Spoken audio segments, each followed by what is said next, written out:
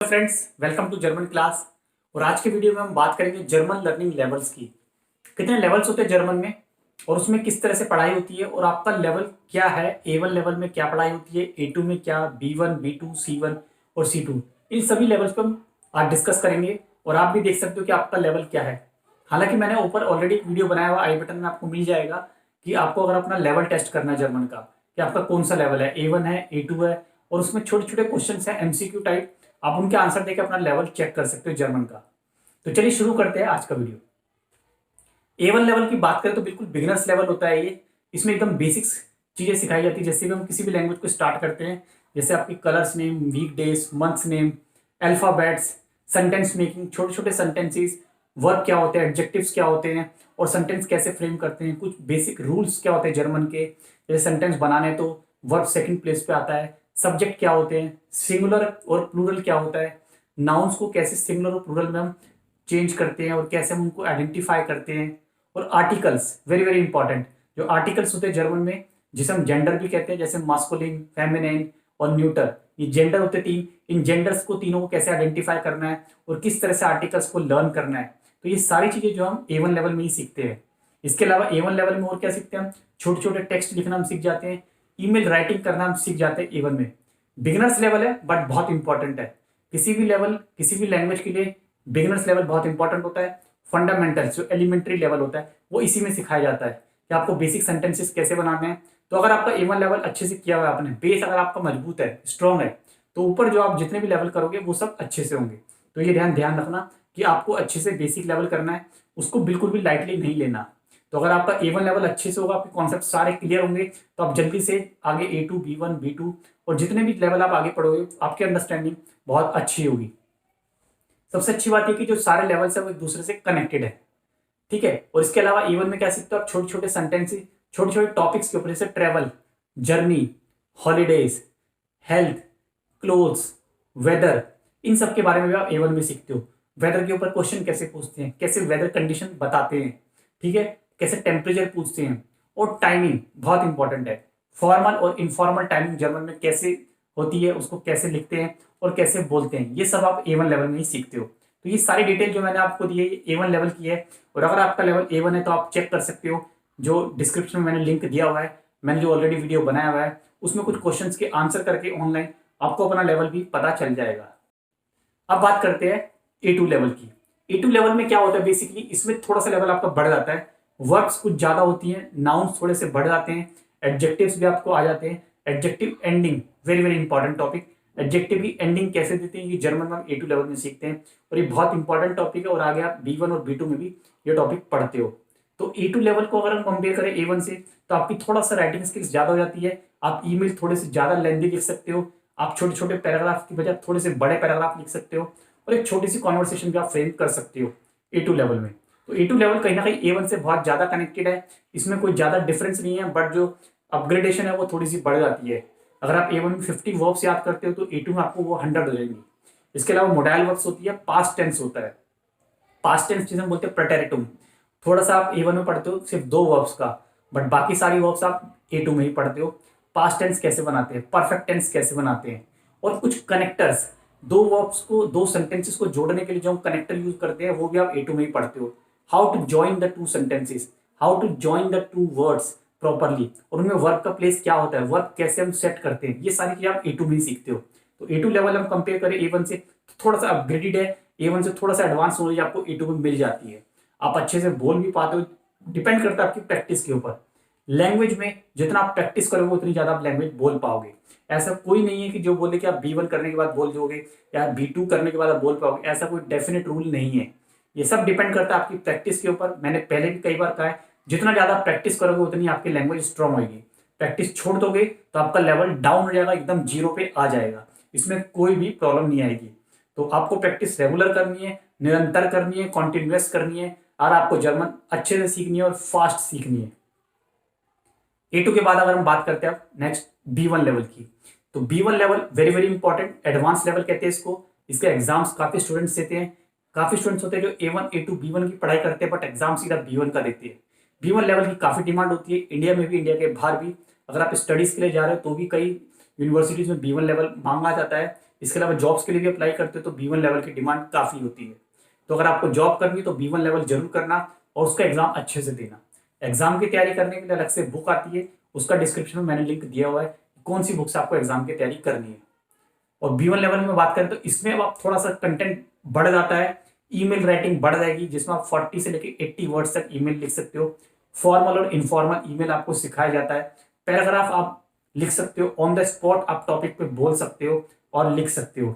आप इतने ज़्यादा एफिशिएंट हो जाते हो पढ़ते पढ़ते कि आप ऑन द स्पॉट 5 से 10 मिनट एक टॉपिक के ऊपर बोल सकोगे। और आप एक प्रेजेंटेशन भी देख सकते हो, जो कि एक एग्जाम का ही पार्ट है। B1 एग्जाम में क्या होता है, आपको प्रेजेंटेशन देनी होती है, ये प्रेजेंटेशन भी आप दे सकते हो B1 लेवल में। तो B1 लेवल का एग्जाम पैटर्न कुछ इस तरह से है कि आपको कम्युनिकेशन के लिए तैयार किया जाता है, आपको ऑन द स्पॉट रिएक्शन देना पड़ता है, आपको अपना ओपिनियन रखना पड़ता है, किसी के ओपिनियन से डिसएग्री करना है, एग्री करना है, तो आपको कैसे सेंटेंसेस बोलने, किस तरह से स्ट्रक्चर्स आपको यूज करने, ये सारा B1 लेवल का एग्जाम पैटर्न है। और B1 लेवल में ये आप इस तरह से सीखते हो। नाउन और वर्ब को आपस में कनेक्ट करना आप सीखते हो B1 लेवल में।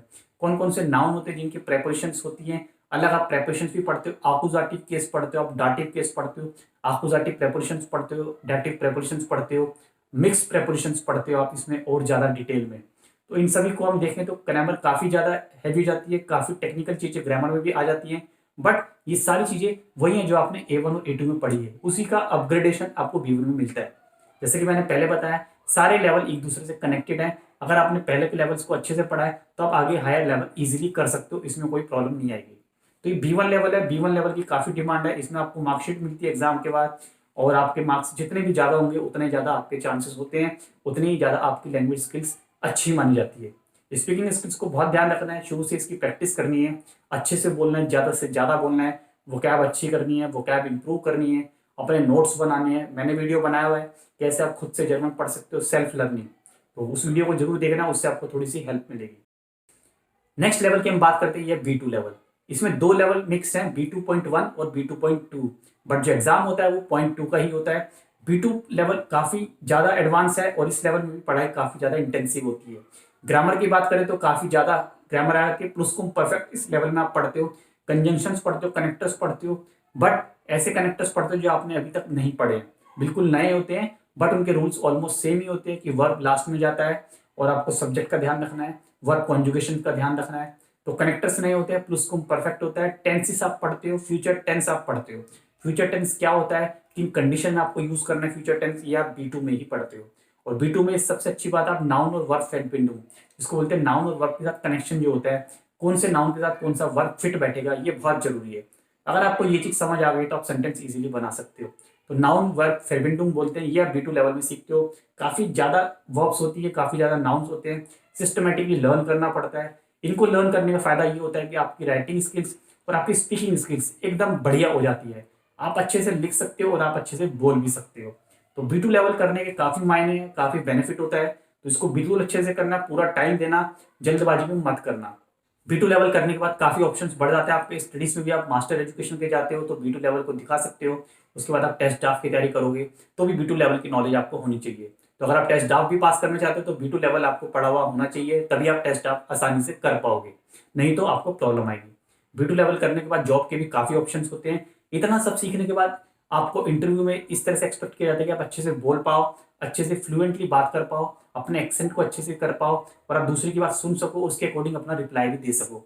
ये सारी चीजें B2 लेवल में होती हैं और आपसे ये उम्मीद की जाती है कि आप किसी भी टॉपिक पे आप 10 से 15 मिनट तक बोल पाओगे, अपना ओपिनियन दे पाओगे और अपना जजमेंट भी दे पाओगे जर्मन में।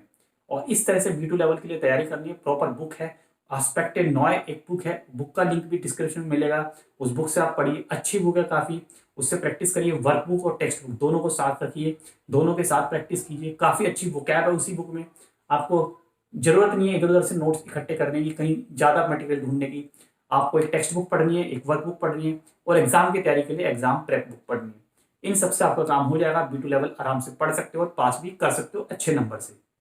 C1 लेवल हायर लेवल, काफ़ी high level, almost second last level होता है जर्मन में। इसके बाद लास्ट लेवल रहता है C2। C1 level advance, super advance कह सकते हैं हम, काफ़ी अच्छी स्पीकिंग स्किल्स, काफ़ी अच्छी राइटिंग स्किल्स और काफ़ी अच्छी अंडरस्टैंडिंग हो जाती है आपकी। तो काफ़ी बड़े बड़े इंटरव्यूज आप पास कर सकते हो। मदर टंग जो स्पीकर्स हैं, जो नेटिव जर्मन, उनसे भी आप अच्छे से इंटरेक्ट कर सकते हो, बात कर सकते हो ऑन द स्पॉट किसी भी टॉपिक पे अपना ओपिनियन दे सकते हो। आप ऑलमोस्ट काफ़ी फ्लुएंट हो जाते हो C1 लेवल करने के बाद। इसमें भी ग्रामर की बात करें तो सारा ग्रामर जो भी तक आपने पढ़ा है उसी का अपग्रेडेड होता है। का स्वाय, का आइंस, पार्टिसिप आइंस, पार्टिसिप स्वाय, ये सारी चीज़ें आप C1 में पढ़ते हो। B2 में भी पढ़ा है, उसी का अपग्रेडेशन, उसी का एडवांस लेवल आप C1 में पढ़ते हो। बड़े बड़े टेक्स्ट को पढ़ना, उनको समराइज करना, उनको ट्रांसलेट करना आपको आना चाहिए। और बड़े बड़े टेक्स्ट को जर्मन से इंग्लिश में, इंग्लिश से जर्मन में समराइज करना भी आपको आना चाहिए। ये सारी एबिलिटी आपकी डेवलप हो जाती है जब आप C1 लेवल में पहुंचते हो। तो ये सब, इसमें घबराने का कुछ भी नहीं है। आपने जो भी पढ़ा हुआ है A1, A2, B1, B2, वही सब चीज़ें C1 में काम आती है। अगर आपने इतना अच्छे से करा है तो C1 लेवल आप अच्छे से डेफिनेटली कर पाओगे। घबराने की कोई प्रॉब्लम नहीं है। जितना भी आपने लेवल पढ़ा उसी के बेसिस पे आपका C1 लेवल होता है। नया कुछ भी नहीं है, सब कुछ पुराना है, बट थोड़ा सा एडवांस है। चीज़ें एक दूसरे से रिलेटेड है। पहले भी कहा है मैंने, सारे लेवल्स आपस में एक दूसरे से रिलेटेड होते हैं, इनमें काफ़ी सिमिलरिटी होती है। कोई भी लेवल स्किप करोगे तो प्रॉब्लम जरूर आएगी। लेवल लगातार पढ़ते रहोगे, कंटिन्यूस पढ़ोगे, without any break, long break, success जरूर मिलेगी। ब्रेक आएगा, लैंग्वेज छोड़ दोगे 6 महीने के लिए, 8 महीने के लिए, दोबारा स्टार्ट करोगे, प्रॉब्लम आएगी, पीछे से पढ़ना पड़ेगा। तो जब भी लैंग्वेज पढ़ते हो लगातार पढ़ो, कंटिन्यूस पढ़ो और विदाउट ब्रेक पढ़ो। विदाउट ब्रेक का मतलब है लगातार प्रैक्टिस करो, हाफ एन आवर करो, 1 आवर करो, जितना भी आपके पास टाइम है। और लगातार प्रैक्टिस करोगे। A1 to C1 लेवल पहुंचने में 1 साल का टाइम लगता है। 1 साल पढ़ने के बाद आपका लेवल डेफिनेटली C1 हो जाएगा। लैंग्वेज काफ़ी अच्छी हो जाएगी, बोल सकोगे अच्छे से, लिख सकोगे अच्छे से। ये सारी स्किल्स आपके अंदर डेवलप हो सकती है अगर आप लैंग्वेज को लगातार पढ़ रहे हो, कॉन्टिन्यूस पढ़ रहे हो। कॉन्टिन्यूस भले ही आप टाइम कम कर दो, 15 मिनट्स कर दो, 20 मिनट्स कर दो, कभी 1 आवर कर दो, फ्लक्चुएट होता रहता है टाइम, बट बिल्कुल जीरो कर देना नुकसान होगा, लेवल डाउन हो जाएगा, दोबारा से पीछे से पढ़ना पड़ेगा। तो ये चीज़ जरूर ध्यान रखना। तो जब भी लैंग्वेज पढ़ते हो कंटिन्यूसली पढ़ो, लगातार पढ़ो। तो यही इसका मंत्र है, यही इसका फॉर्मूला है लैंग्वेज को सीखने का, अच्छे से सीखने का और बोलने का। तो मैंने आपको थोड़ा सा डिस्क्रिप्शन दिया है, थोड़ी सी इन्फॉर्मेशन दी है, किस तरह से लेवल्स होते हैं, क्या क्या इसमें पढ़ाई होती है और कैसे आप इन लेवल्स की तैयारी कर सकते हो। तो आज के वीडियो में इतना ही। I hope you like the video. See you next time. Bye bye, take care.